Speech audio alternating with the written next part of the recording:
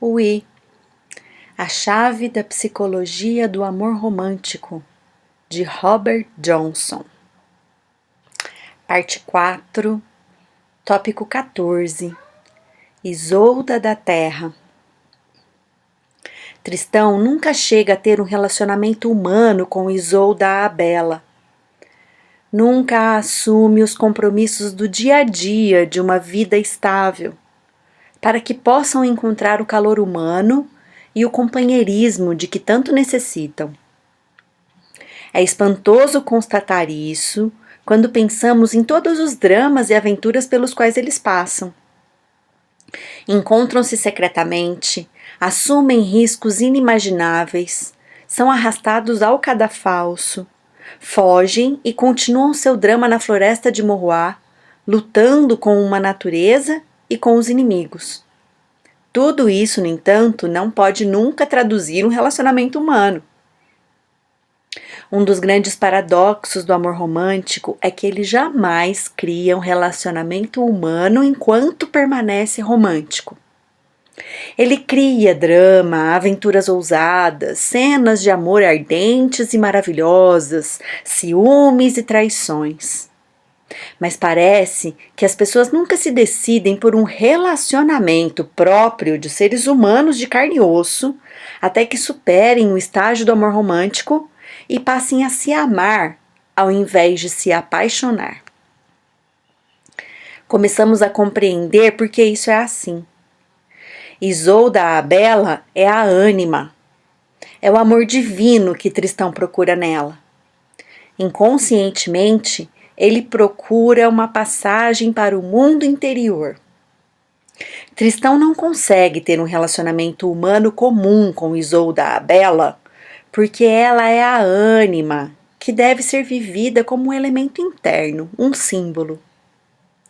Quando Tristão parte da Cornualha, deixando Isolda com o rei Mark, ele cai em desespero, crê que está abandonando a ânima, literalmente personificada numa mulher mortal, exatamente como fazem todos os homens quando apaixonados. Do ponto de vista do seu ego, a vida não tem mais sentido, pois ele acha que esse sentido somente pode ser encontrado em Isolda a Bela. Separados, os amantes não podiam nem viver nem morrer, pois que era vida e morte ao mesmo tempo. E Tristão buscou refúgio para suas mágoas nos mares, ilhas e terras estrangeiras. E assim chegamos à famosa pergunta de Tristão: será que jamais encontrarei alguém que ponha fim à minha tristeza? Embora para o seu ego pareça a morte, o destino o conduz em direção à própria vida. Pois a tranquila e despretensiosa mulher que o aguarda no castelo de Carrá é a encarnação da vida humana. Ela é Isolda das mãos brancas, Isolda da terra. Como Tristão, chegamos a essa Isolda com um fardo de preconceitos, com a lealdade já comprometida anteriormente. Não gostamos de algo que seja simples. Para nós, simples significa monótono, ou obtuso, ou estúpido. Nós nos esquecemos de que a simplicidade é uma necessidade da vida humana. É a arte humana de encontrar sentido e alegria nas coisas pequenas, naturais, corriqueiras. No seu nível mais elevado, é a consciência que vê através das confusões que inventamos, encontrando a realidade essencial e singela da vida. Mas em nossa época, temos um preconceito coletivo contra a Isolda das mãos brancas. Se um relacionamento direto, simples e espontâneo nos oferece felicidade, não o aceitamos. É simples demais, monótono demais. Estamos condicionados a respeitar apenas o que é exagerado, pomposo, o que é grande, complicado ou altamente excitante. A verdadeira tragédia de Tristão e Isolda está em ocultar, num lugar quieto e humilde, onde não estamos acostumados a olhar, e não é a morte de Tristão, pois todos os homens morrem. A tragédia de Tristão é que ele se recusa a viver enquanto ainda está vivo, e assim ele não tem vida humana ou valor humano. É assim que a sua vida se torna uma morte em vida. A verdadeira tragédia ocorre naquele instante em que Tristão recusa a Isolda das Mãos Brancas. Com esse ato, ele recusa a terra e tudo que vem com a vida humana terrestre. O amor humano, os relacionamentos, todas as alegrias terrenas. Para nós ocidentais, que sorvemos a forte bebida do romance misturada ao leite materno, Isolda das Mãos Brancas parece ser uma personagem menor. Ficamos mesmerizados pelo outro drama. Os encontros secretos, as despedidas, as intrigas e a emoção intensa, não pertencendo a esse mundo, que se apodera de Tristão e Isolda a Bela. Mas se nos afastamos disso tudo e contemplamos Isolda das Mãos Brancas, poderá acontecer o que disse Carrerdin. Talvez possa sentir mais ternura por minha irmã Isolda, a meiga, a simples. Essa Isolda personifica um lado diferente do interior feminino, um lado que não tínhamos encontrado antes. Suas mãos brancas lembram simbolicamente muitas coisas. Elas são claras e delicadas, mas habilidosas no trabalho prático da vida. Essa Isolda se delicia com a vida comum, humana, terrena. Nós a encontramos pela primeira vez no aposento feminino do castelo, onde ela estava tecendo tapeçarias, bordando com fios de ouro um tecido fino. Ela é de sangue real, mas podemos imaginá-la tendo filhos, criando-os, cozinhando, vivendo com as atividades simples que a tornam a vida humana possível. Chamaremos de feminino terrestre esse aspecto do feminino que liga o homem a esse plano físico, aos demais seres humanos, à vida comum e a tudo que faz parte de estar encarnado nessa dimensão humana, limitada pela necessidade, pelo compromisso, pelo dever, pelo tempo e pelo espaço. O feminino terrestre é o elemento interior que lhe dá a possibilidade de amar em nível humano, construindo relacionamentos humanos. Isolda das Mãos Brancas personifica a capacidade que tem o homem de ver a beleza, o valor e o que existe de sagrado no mundo, na vida física, na condição humana. Ela preside os seus relacionamentos com os seres de fora, do mundo exterior. Por outro lado, a ânima preside em seus relacionamentos com seres de dentro, do mundo interior. O feminino terrestre sabe amar de uma maneira que não é a do idealismo romântico, nem é uma projeção dos deuses interiores sobre os mortais. Sua maneira é um amor que nos liga a outros homens e mulheres de carne e osso, valorizando-os na sua condição humana natural. Tudo que Isolda das Mãos Brancas faz mostra-nos que a sua única preocupação é esse tipo de relacionamento. Esse é o seu único princípio, o seu sistema fundamental de energia.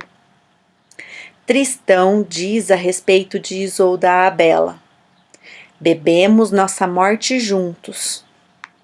Mas essa outra Isolda não está interessada na morte, está interessada na vida, nessa vida humana natural da Terra, com uma pessoa que a ame pelo que ela é, que cuide dela, que seja alimentada por ela. Essa Isolda da Terra não pede para ser levada ao bosque encantado, encontrado apenas no reino da morte. Em vez disso, ela pede a Tristão que a ame e viva com ela em Carrá, no mundo do aqui e agora, que é a vida de ambos na Terra. Podemos ver o feminino terrestre mais claramente quando nos comparamos Isolda das Mãos Brancas a Isolda a Bela. Não conseguimos imaginar Isolda a Bela como dona de casa, criando filhos, mexendo panela no fogão, tecendo cobertores, envelhecendo com o marido no dia a dia de um lar. Conseguimos imaginá-la somente como parte de um grande drama, feito de arrebatadores encontros furtivos, torturantes despedidas, ou como uma rainha entronada num castelo de conto de fada. Ela é uma feiticeira, uma filha da rainha feiticeira, nascida numa ilha mística, além do desconhecido. Ela é deusa, meio divina, meio humana. Ela é aquele aspecto do feminino que se mantém sempre esquivo, inatingível. É a princesa distante, que somente pode ser realmente vivenciada num nível simbólico, imaginário.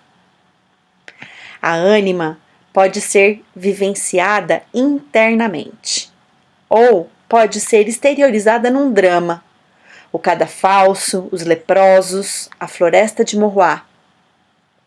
O que ela não pode é ser contida num relacionamento humano comum e simples, com seus deveres e seus limites finitos.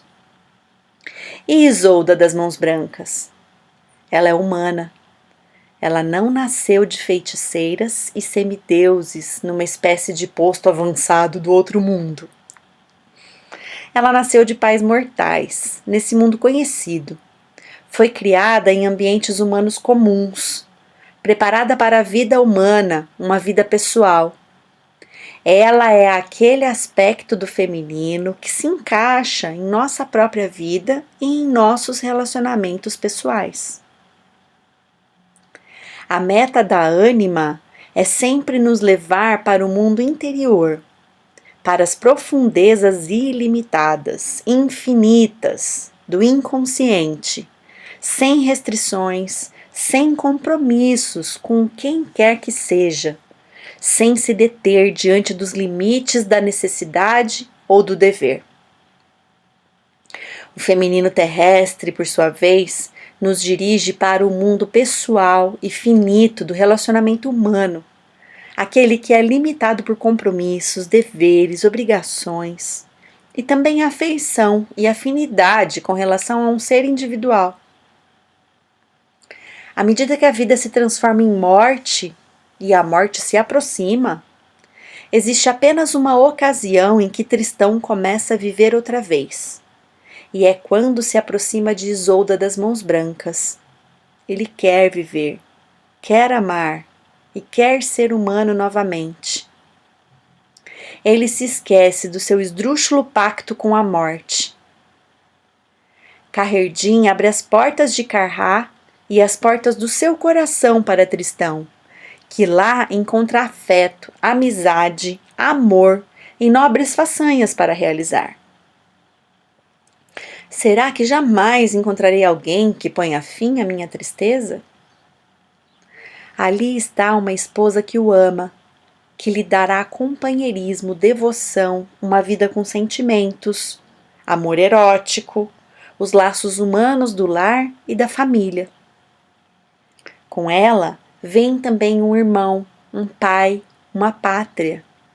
Por que ele rejeita tudo isso? Mais adiante na história, ele nos conta por quê. Deitado no seu leito de morte, Tristão confia o anel de jaspe verde a Kaherdin e o envia numa última tentativa para buscar Isolda a Bela. Diz-lhe que precisa vir, pois bebemos nossa morte juntos, e que se lembre do juramento que fiz de servir a um só amor, pois eu, da minha parte, cumpri esse juramento. É esse ideal mal compreendido, esse juramento que fundamenta toda a tragédia do amor romântico. Tristão jurou servir a um só amor. Esse único amor é o amor divino do qual já falamos, o amor que nos atrai para o mundo interior. Mas quando Tristão jura servir apenas a esse amor divino da ânima, ele também jura renunciar ao amor humano e ao relacionamento humano. Existem dois grandes amores, dois mundos nos quais o homem deve viver, duas Isoldas a qual deve servir. A grande falha do amor romântico é que ele procura um amor, mas se esquece do outro. Esse é o significado exato da rejeição que Isolda das Mãos Brancas sofre da parte de Tristão. Quando Tristão recusa Isolda das Mãos Brancas, ele nos mostra a conduta padrão do homem ocidental, que inconscientemente crê que seja certo usar o seu casamento para tentar ligar-se à sua ânima, usar uma mulher para ser a portadora da sua imagem anímica projetada, e que ele não precisa nunca considerar seriamente a mulher como o ser físico e individual que ela é, como uma estrutura complexa e uma consciência. O homem acredita que deve sempre procurar Isolda a Bela e que deve sempre rejeitar Isolda das Mãos Brancas, que deve sempre procurar o mundo divino que ele projeta sobre uma mulher, mas nunca se relacionar com essa mulher como um ser individual. O amor romântico, fiel à sua natureza paradoxal, nos engana. Dá a impressão de que sua finalidade seja promover um relacionamento humano entre dois seres. Afinal de contas, não se está meditando num templo. Estamos apaixonados por um ser humano. Ou não? Para nós é difícil ver a diferença. A enorme diferença entre relacionar-se com uma pessoa e usar essa pessoa como veículo para a projeção. No juramento de Tristão e na sua recusa em consumar o casamento, encontramos a falha básica do romantismo, a sua parcialidade. Ele tenta compensar a unilateralidade da nossa psique ocidental, restaurando as experiências dos deuses, o mundo interior, os mistérios e o amor divino, mas com todas essas tentativas coletivas para encontrar o equilíbrio, ele se torna unilateral na direção oposta. Ele adota a polaridade oposta, idealiza o mundo divino, mas não deixa espaço para a condição humana. A vida humana comum, com suas obrigações, seus laços, seus compromissos e deveres, suas limitações, essa vida centrada no ser humano comum, é por demais ligada à terra, por demais monótona e mesquinha, de acordo com os nossos preconceitos românticos. O casamento de Tristão simboliza sua aceitação instintiva e involuntária da vida, do relacionamento humano. Seus instintos clamam por um companheirismo simples, físico, amoroso, com uma mulher comum e mortal. O rei Roel oferece-lhe a filha. Tristão responde, movido por puro reflexo e desejo de viver: eu aceito, senhor. Ela não é a sua alma, ela não é a perfeição, ela não é uma visitante dos céus. Mas ela é bela na sua forma humana de ser, ela é amorosa, ela é capaz de relacionar-se com ele e ela é real. Não é uma fantasia que emergiu para a superfície do mundo externo. Tristão, embora casado com Isolda de direito, recusa-a de fato.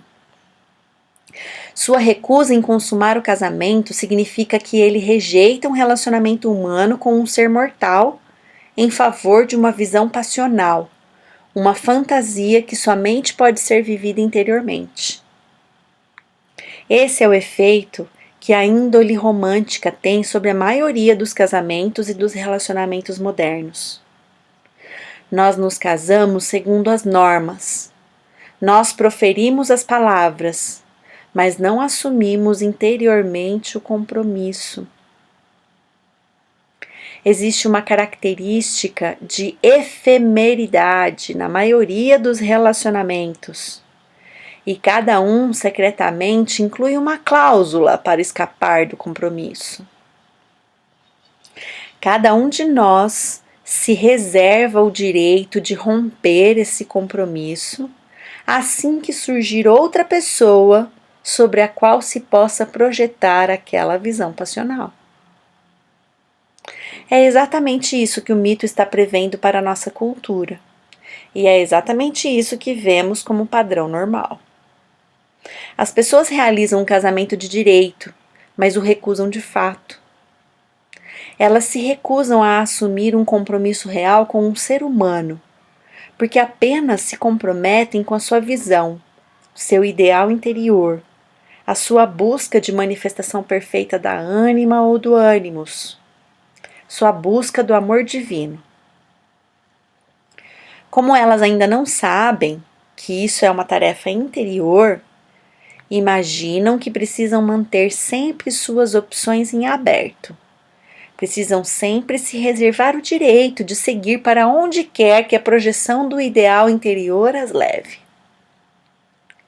Nas brumas do idealismo romântico, achamos que isso é muito nobre, muito liberado. Mas, na verdade, trata-se apenas da má compreensão da realidade. É a nossa maneira de anular o lado humano da equação, a nossa forma de recusar um compromisso com Isolda das Mãos Brancas.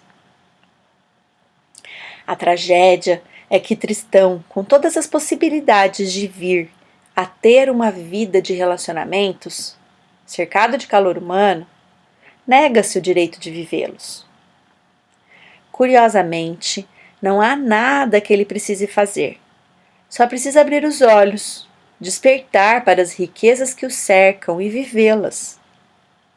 Mas essas brumas do idealismo romântico, essa mácula do mundo humano, impedem que ele alcance justamente esse amor que tanto deseja. Ao rejeitar Isolda das Mãos Brancas, ele renova seu pacto com a morte. Esse padrão de amor romântico repete-se constantemente na vida das pessoas de hoje. Ao viver um relacionamento ou um casamento, o homem sente-se vagamente insatisfeito. Ou a vida não tem suficiente significado, ou ele sente falta da empolgação e do enlevo que sentia antes.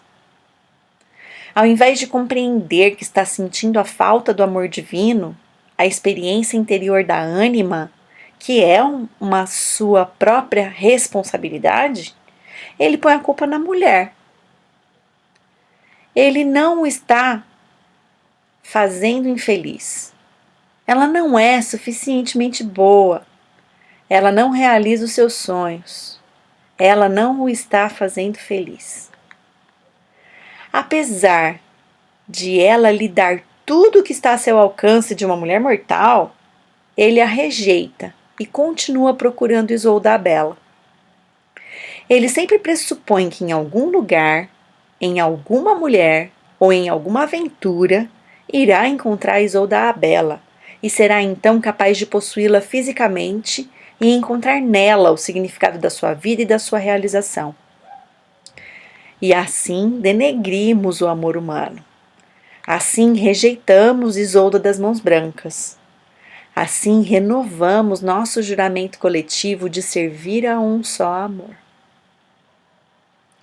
O amor humano, simbolizado por Isolda das Mãos Brancas, é totalmente diferente daquilo que chamamos de apaixonar-se. Para o homem, amar segundo a maneira humana do feminino terrestre significa que ele terá de direcionar seu amor para um ser humano mortal, não para a imagem idealizada que projeta. Significa relacionar-se com uma pessoa de verdade, identificar-se com ela, reconhecer o seu valor e os seus elementos sagrados, tal como ela é, na sua totalidade, com o seu lado sombrio, suas imperfeições e tudo aquilo que a torna um ser mortal comum. Estar apaixonado é diferente, não é algo direcionado para uma mulher, um ser mortal comum. É algo dirigido para a ânima, o ideal do homem, seu sonho, sua fantasia, sua esperança, suas expectativas, a sua paixão por um ser interior que ele sobrepõe à mulher exterior. Isso explica porque uma parte tão grande desse amor entre Tristão e Isolda a Bela é tão inequivocamente egocêntrico. Tristão quer que Isolda sofra, que se junte a ele na sua infelicidade, porque o seu amor não está realmente dirigido para Isolda como uma mulher mortal, mas para si mesmo. Ele está preocupado com as suas próprias projeções, com a sua própria paixão. Essa paixão cuja culpa ele joga na poção do amor, mas que ele faz questão de alimentar com sucessivas viagens até Isolda. Isolda, de maneira similar, não parece preocupar-se com a felicidade ou com o bem-estar de Tristão.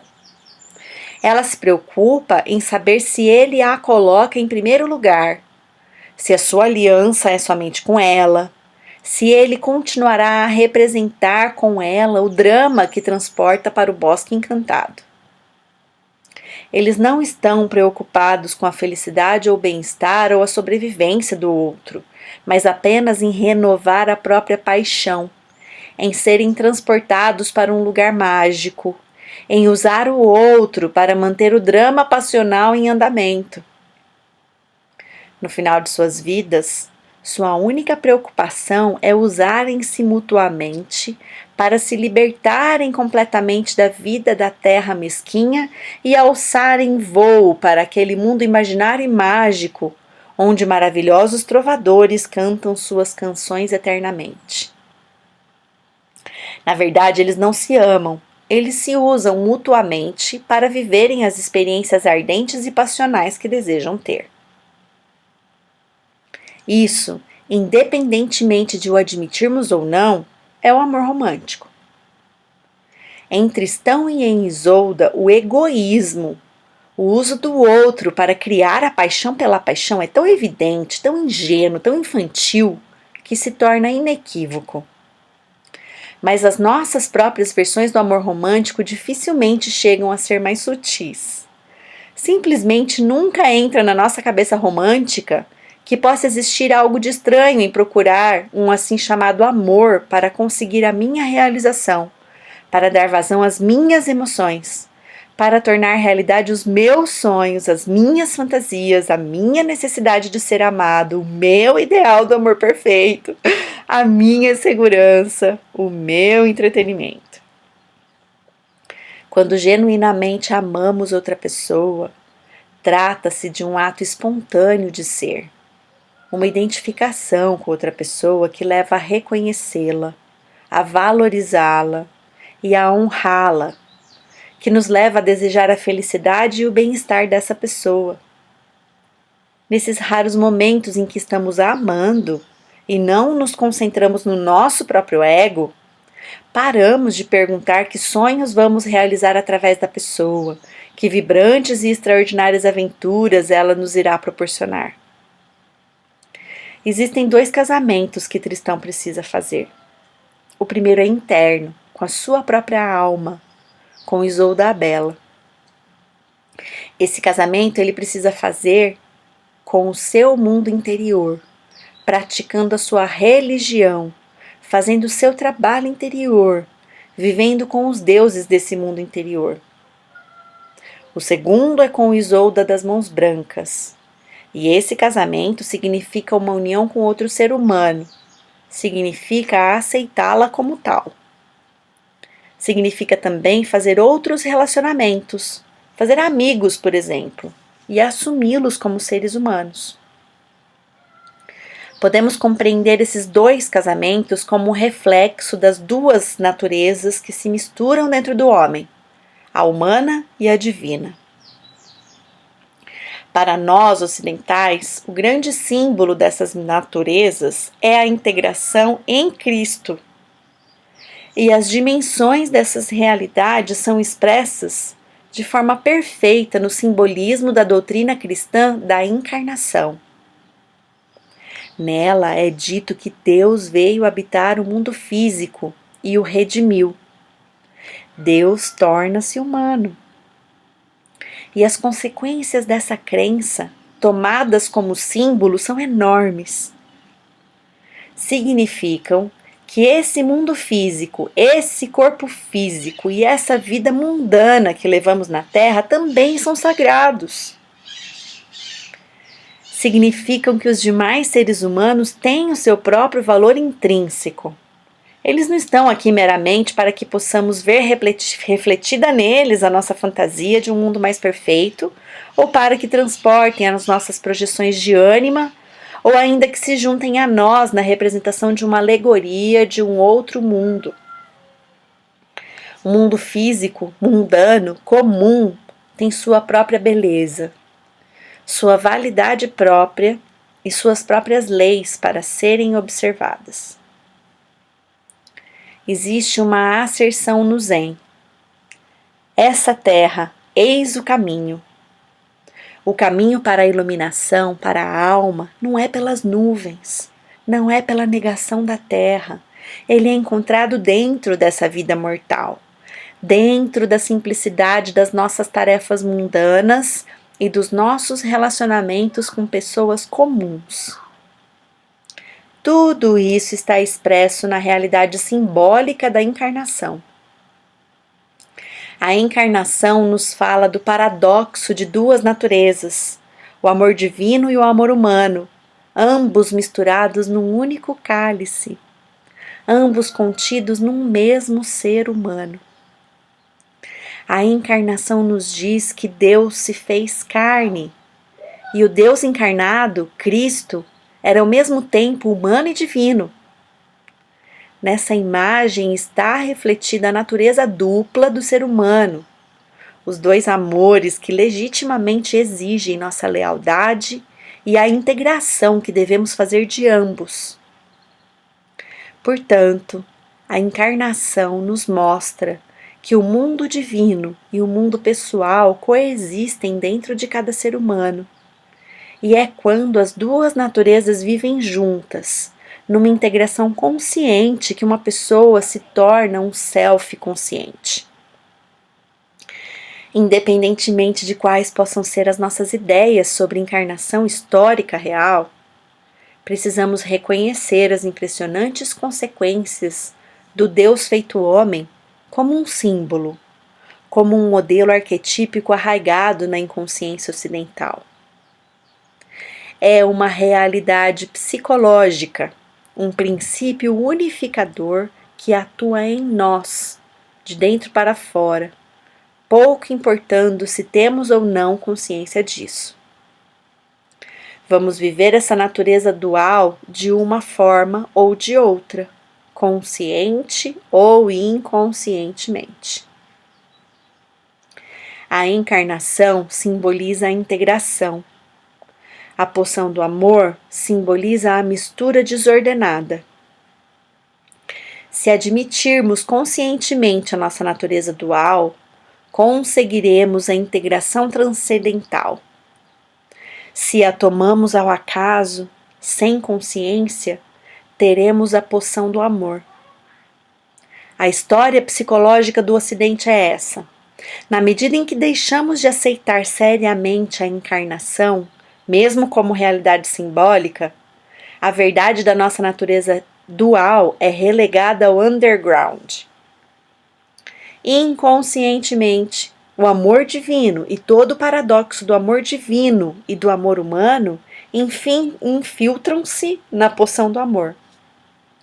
É lá que ambos se encontram atualmente, borbulhando num caldeirão de projeções, misturados na sopa do amor romântico.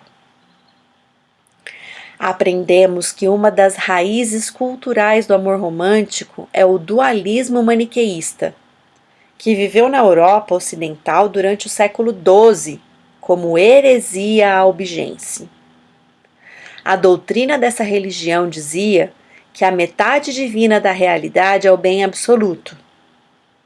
Para os albigenses, o único bem era o que existia no plano espiritual, o que se encontrava no céu.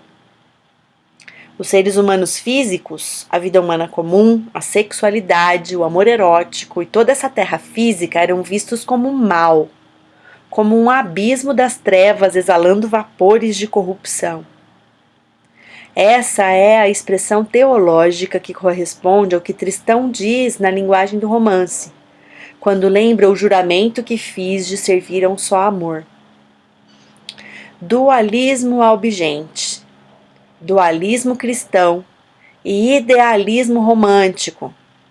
Tudo nos ensina que devemos servir apenas ao amor divino e que os seres humanos comuns não são merecedores do nosso amor, que devemos amar as pessoas apenas na medida em que reflitam o nosso ideal, reflitam as nossas projeções sintonizadas na vibração de um outro ser humano super-humano, cósmico, divino. O culto do romance nos ensina que as pessoas comuns não são suficientes, que precisamos procurar um deus ou uma deusa, um astro de Hollywood, a mulher ou o homem dos sonhos, uma rainha da beleza, uma personificação da ânima ou do ânimos. Enquanto ficar preso nessa mentalidade, o homem jamais irá aceitar qualquer coisa que não seja sua ânima. Ele só vai se relacionar com a mulher que refletir o seu sonho de Isolda a Bela. A história de Isolda das Mãos Brancas é a história da oportunidade perdida por Tristão quando deixa de descobrir que existem duas espécies de amor e duas espécies de relacionamento. Um com a ânima no interior e outro com a mulher no mundo físico. Cada qual é distinto do outro e cada um tem seu próprio valor. Mas se Tristão, como nós, tivesse uma segunda chance, ele aprenderia com Isolda das Mãos Brancas ao invés de rejeitá-la. Ele poderia aprender que o significado da vida não é encontrado apenas na busca do seu ideal interior. Ele também pode ser encontrado na mulher física com a qual vive no castelo de Carrá.